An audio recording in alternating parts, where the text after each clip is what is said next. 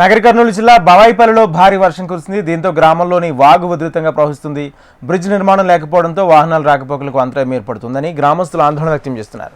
గతంలో జూపల్లి కృష్ణారావు మంత్రిగా ఉన్నప్పుడు బ్రిడ్జ్ నిర్మాణం కోసం హామీ ఇచ్చారని తెలిపారు. మాజీ ఎమ్మెల్యే బేరం హర్షవర్ధన్ రెడ్డి బ్రిడ్జ్ కోసం శంకుస్థాపన చేసినా కూడా పని మొదలవ్వలేదని ఆరోపించారు. ఎవరికైనా ప్రమాదం సంభవిస్తే ఆసుపత్రికి తరలించడానికి కూడా వాగు దాటలేక ఇబ్బందులు ఎదుర్కొంటున్నామని ప్రజలు వాపోయారు. ఇప్పటికైనా అధికారులు చొరవ తీసుకుని బ్రిడ్జ్ నిర్మాణం చేపట్టాలని కోరుతున్నారు. దాటడానికి వానాకాలం వచ్చిన ప్రతిసారి కూడా అనేక మంది ఇబ్బంది పడుతుంటారు. ఆదివారం రోజు మైసమ్మకు వెళ్లే భక్తులకు కూడా తీవ్ర అంతరాయం ఏర్పడుతుంది. అదేవిధంగా ఇక్కడి నుంచి పెదకొత్తపల్లికి వెళ్ళాలంటే తీగలపల్లి, జనంపల్లి, బావాయిపల్లి గ్రామాల ప్రజలు పెదకొత్తపల్లికి వెళ్ళాలన్నా, హాస్పిటల్కి వెళ్ళాలన్నా, గర్భిణీ స్త్రీలను తీసుకెళ్లాలన్నా చాలా ఇబ్బందులు ఏర్పడుతున్నాయి.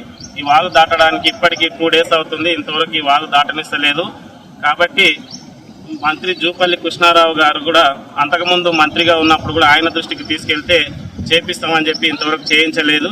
అదేవిధంగా బీఆర్ఎస్ ప్రభుత్వంలో 6 కోట్లకు శిలాఫలకం వేసారు తప్ప అది ఇంతవరకు శాంక్షన్ కాలేదు. ఇది నిర్మాణం కూడా జరగలేదు.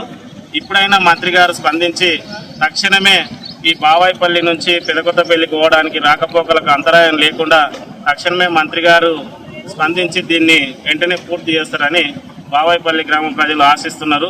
అదేవిధంగా ఇక్కడ నుంచి పంట పొలాలకు వెళ్ళాలంటే కూడా వరి నాట్ల సమయం ఇది. పంట పొలాలకు వెళ్ళడానికి రైతులు ఇబ్బంది పడుతున్నారు, పశువులు ఇబ్బంది పడుతున్నాయి. కాబట్టి తక్షణమే ఈ బ్రిడ్జి శాంక్షన్ చేసి బావాయిపల్లి ప్రజల చిరకాల వాంక్ష అయినటువంటి ఈ బ్రిడ్జి నిర్మాణాన్ని చేపట్టాలని కోరుచున్నాము.